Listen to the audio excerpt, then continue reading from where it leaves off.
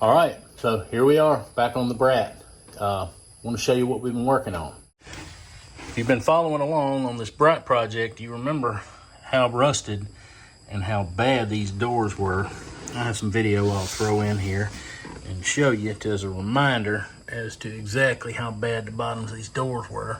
I spent quite a bit of time scraping off and getting the loose rust off and treating everything. You can still see some of the treatment right there, the black. That is pore 15 and pore patch that will encapsulate, and you can see it right there. But I don't know if you remember how bad this corner was, but this was non-existent. This whole section right here. So that was built out of the pore patch and fiberglass. We have been using a light body filler by U-Pole, and we have been working to smooth some of the areas out. The pore patch, when you sand it, kind of leaves a pitted area. It looks pitted, so you have to kind of come over it and fill it with a light body filler. And you know, like when you look back, what I just showed you on the old stuff, this whole area was pretty well gone. It's non-existent. And what I like about the pore patch is it is strong, probably as strong as steel, if not stronger than steel. It has a key advantage over steel. All right, so the body filler should be cured up by now, so it's time for me to get in here and get to sanding. All right, we made a couple more steps ahead. We have actually got some primer in the area and have done a little more Bondo work. We a little shaping and got some finish work that we've got to do to a few of the little pinholes and such, and some finish sanding. But that looks a whole heap better than it did before we started. All rust treated and rebuilt and filled in. When we get done, hopefully this thing looks really nice. And like I said, this is on the inside of the door where you really can't even see it. And take a look at that corner. Remember, there was nothing there. Thanks, pore patch and pore 15 and fiberglass. The beauty of it all is it won't rust.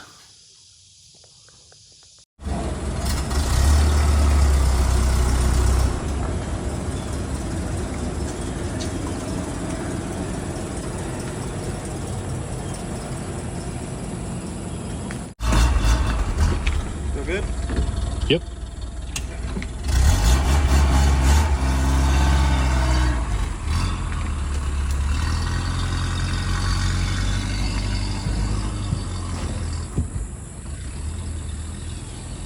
Alrighty, so it's been a hot minute since we've been back on the Subaru.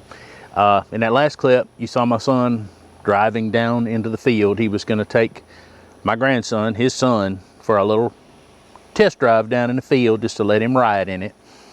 And shortly after that, tried to drive the Brat across town because we were going to take and get some paint match for an air. You can buy in an aerosol can. They can shoot the paint with a gun and get you your color, and they can put it into an aerosol spray can. And we were going to use that to match up all around the doors so that it's a factory look, factory color back on the doors. And he tried to drive this thing across town, and he made it to the gas station, filled it up, and when he tried to leave, it started spitting and sputtering, almost like it was out of gas. And well, essentially, turns out that's what was going on. It's got the fuel filter we originally swapped out and put onto the vehicle. And when we were first messing with the vehicle, I'm sure it picked up a bunch of sediments, and over time may have picked up a little bit more as we've cleaned the system and stirred things up and got it all cleaned out. And well, the fuel filter plugged up. So I went and bought another fuel filter, and as you can see, I got it tipped up on its side so that I can actually get under and get to the fuel filter. And that's how I figured out what was going on. I dumped that filter out, and it was all full of debris. Now, I just came over and looked after I put that filter on, and all that stuff you see right there, was what was trapped in the filter, and I'm sure if I cut this filter open, there's probably more pack in it. But that was what our fuel flow problem, I think, and why it wouldn't run. So like I said, I bought another filter, and that's what we're going to do now, is get that fuel filter put on, and we're going to get it moved into the shop, and we're going to see about today if we can't get these CV boots on. And we're trying desperately to get this thing wrapped up. Been several things set us back. My health, I've got something going on, actively working with doctors trying to figure it out. I don't always feel the best, and when I get out here in the heat, it just makes it worse. I'm doing okay today, so we're going to work today. It's enough of that. Let's get to work. All right, so let's take this little darling out of the box, show you what we're working with here. It's pretty straightforward. It's just an inline filter, and if you look carefully, you can probably see it has direction of flow arrows that we have to make sure we line up. So let's go underneath, and I'll show you what we're dealing with. It goes in this bracket right here. I have this fuel line tucked up way up high. You can see it there. And this one here, this one tucked up way up high, is the one that comes from the tank, and when you lower it down, it tries to gravity suck the fuel out of the tank. So I got it stuck up high, so it's not leaking fuel everywhere. It's pretty straightforward. I don't think I'm going to be able to get a good camera angle and video this. I don't think you really need to see this. It's a matter of pushing on some lines, making sure you've got the direction of flow right, and tightening your clamps. So there you go.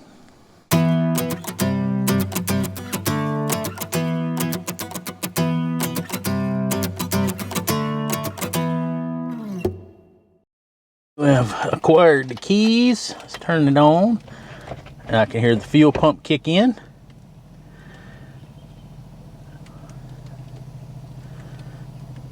Sounds like it's trying to draw prime.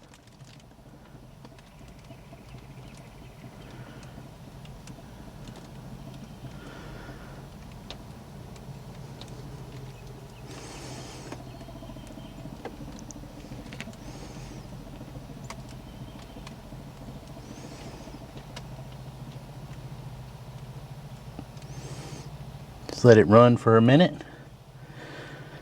Try to prime all the way up to the carburetor. Pat the accelerator a few times.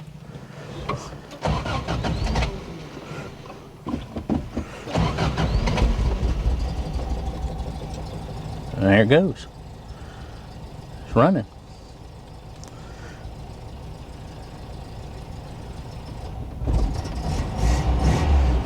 Hadn't been run in, I know, at least 2 weeks.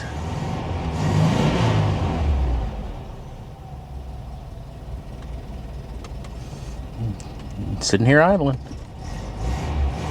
Alright, well, I've got it in low gear. We're going to back it off of the ramps.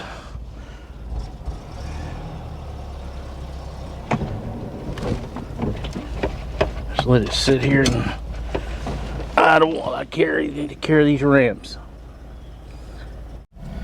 Alright, I don't have a good way to secure my camera right now to go drive, but I'm just going to drive it, and we're going to just take my word, because I don't have a cameraman right now either. And man, it is hot in here. But look at that. Whoop, easy. You just take and lock these up. This Subaru is so cool. And that way you'll get a little shot of air. Turn you up there. It's got these wind deflectors to keep wind from just hitting you in the forehead. Hope you can see that.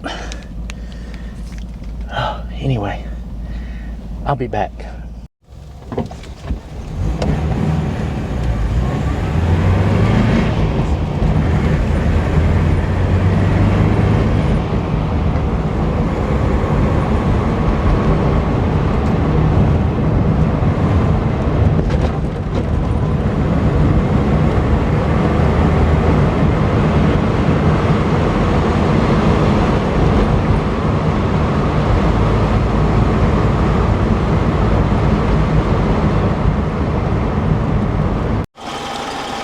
This thing runs just as quiet. It runs so good. I think that may be our final fuel system problem that we're gonna have. We'd really like to get the air conditioner going, but I just, you know, I mean, we gotta cut loose somewhere on some of this stuff. Mechanically, this thing is coming right back around. Runs great. Been through the carburetor, been through the gas tank, been through the fuel lines, been through the fuel filters. I mean, new alternator, new water pump. I mean, what else can you ask for? And we kept all the old parts, because there are companies out there that will reman the original parts for you. And keeping original parts that came with the car is always a really good option. So let me get this thing on ramps, and we're gonna get under here and look at these axle shaft boots.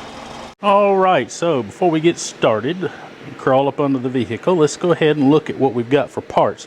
Son, look these up. These are Bailcast, made in Britain, trusted globally. It's like America 2.0, I guess. But these came off of the old Jungle website, Scamazon, and they've got date codes inside the flap.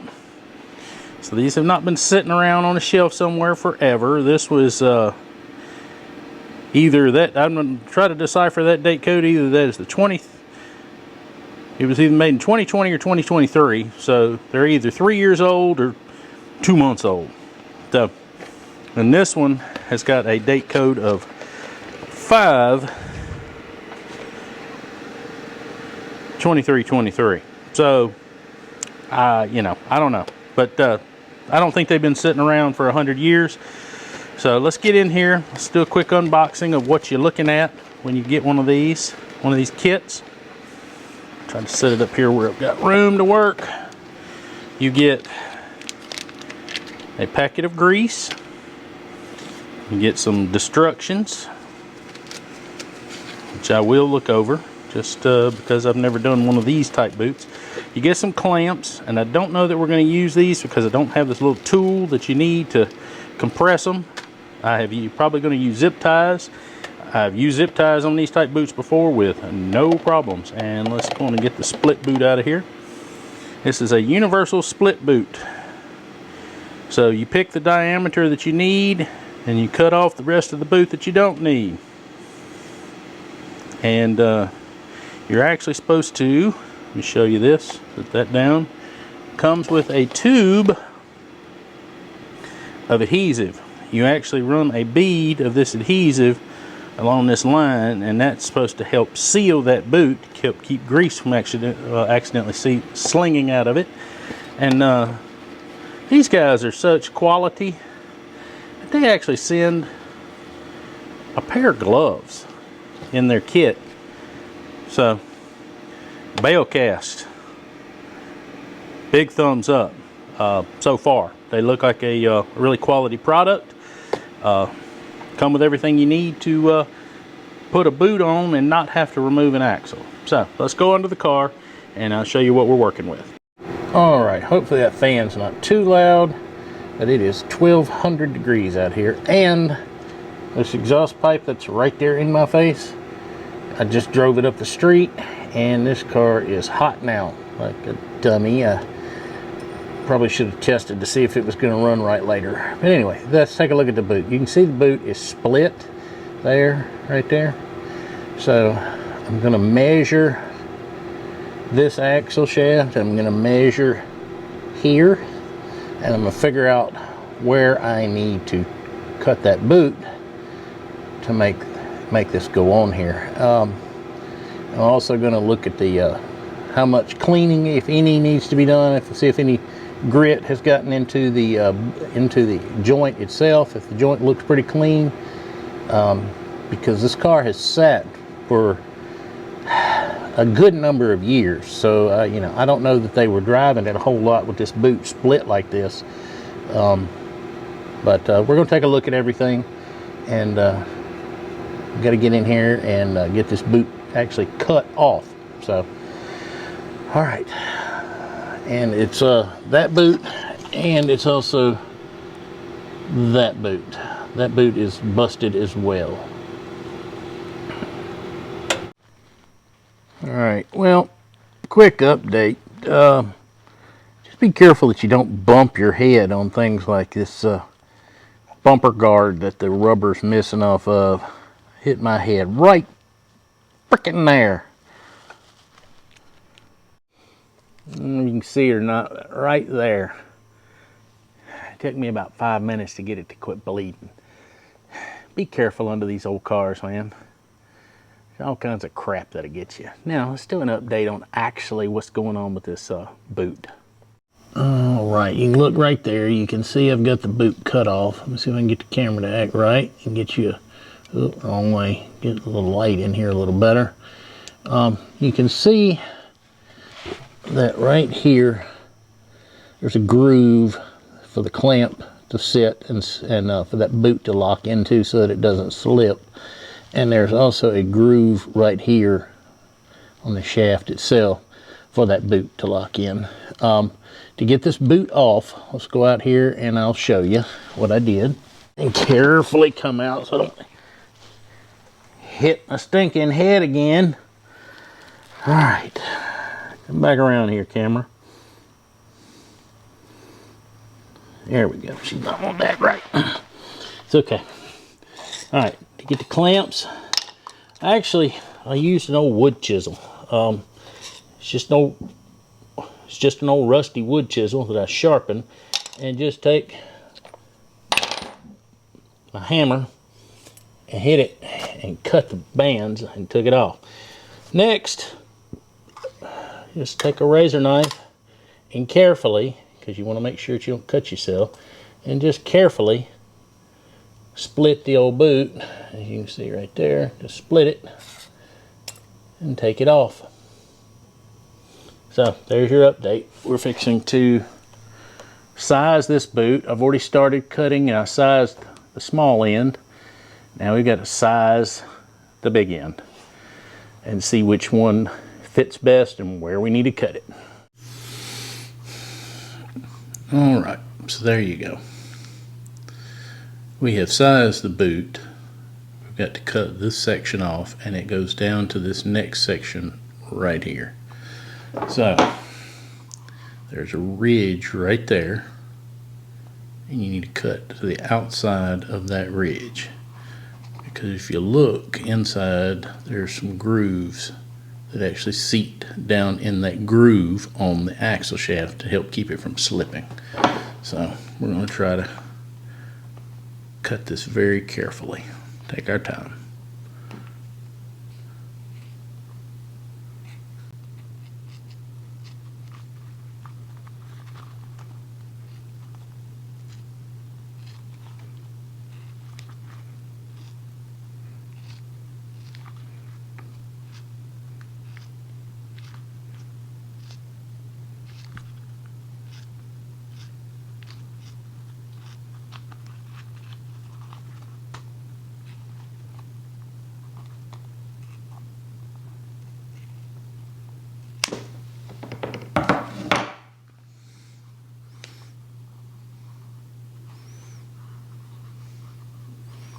And there we go. One fitted boot. Fits good on this end, and it's going to fit good on this end. Now we've got to work on gluing. You can see right here that there is a raised section and there is a recessed section. It's like a track.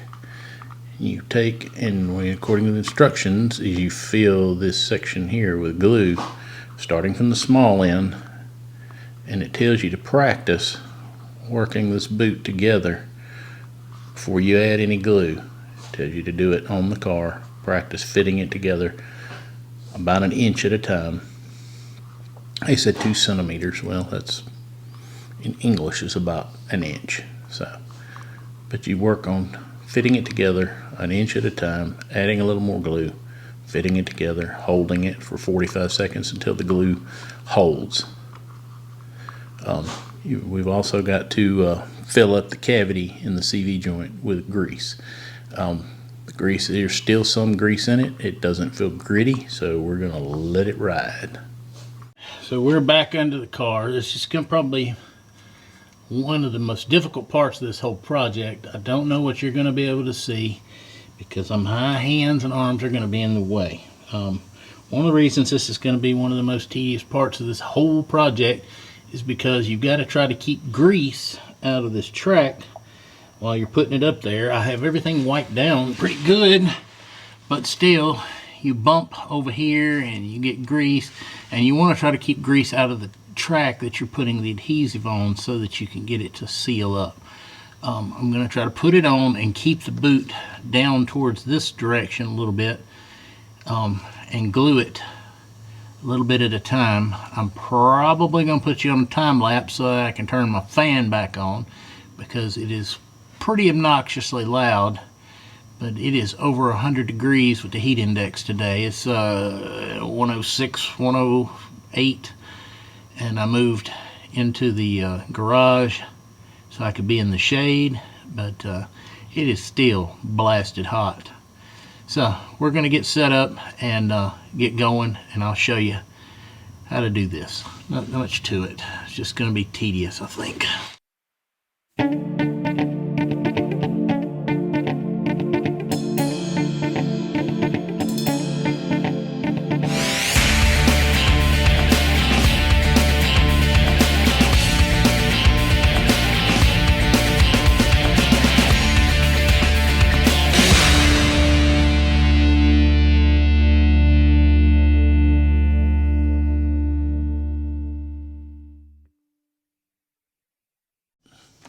Alright, I wanted to show you this adhesive that they send with this. I thought it might just be regular super glue, and then when I started squirting it out, I was like, it's not regular super glue there. That's black. It kind of dries and works like super glue, but I think this stuff here is actually going to be a little tougher than super glue. Like I said, it's black, so it's not exactly like your average old crazy glue. So there you go. So there we go. Just want to show you this real quick. The boot is in place. It has secured it. You may not be able to tell right here, but I secured it with zip ties right here like that. These are really industrial quality zip ties. They have the metal inserts that lock down, and I have secured boots like this before with no problem. Grease is packed in the joint, the boot's back in place, and you cannot spin the boot on the shaft, and that is part of the instructions. It said to make sure it's tight enough you can't spin the boot, and that's what we've got. So now I got to get over here and do the driver's side, and we'll call this little project done. Alright, so before I get under here and do this other side, we're going to talk about this Bailcast now that I have installed one. Bailcast, I give it a big thumbs up. It worked just like they said. Follow the instructions to the T, and it does work just like they say it will. I had no issues trimming it. I had no issues with the CB axle lube. The only thing I did not use in here, and I never have liked these, probably because I don't have the right tool for them. They've got a couple different styles of these metal bands. If you had the tool, maybe. They're still kind of a pain in the butt. Zip ties work, piece of cake. So this adhesive, if you don't have some gloves, I would highly suggest that you use the gloves that come with it. I have the black nitrile gloves that I used. This adhesive did actually try to, I had a pinhole in my glove, and it ran through and tried to glue the glove to my finger. So make sure you're wearing gloves. That's all I can say about that. Bailcast, if you're on the fence about buying them, get them. It's a good product. It works just like they say. Alright, we got the other side on. It went just as easy as the passenger side. Probably easier because I wasn't trying to film it. I'd already done one, and nothing to it.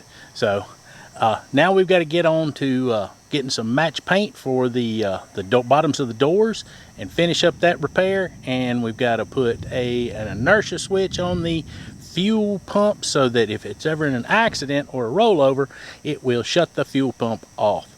So in the meantime, why don't you go out and watch some more of these videos about this Subaru coming on the screen right now.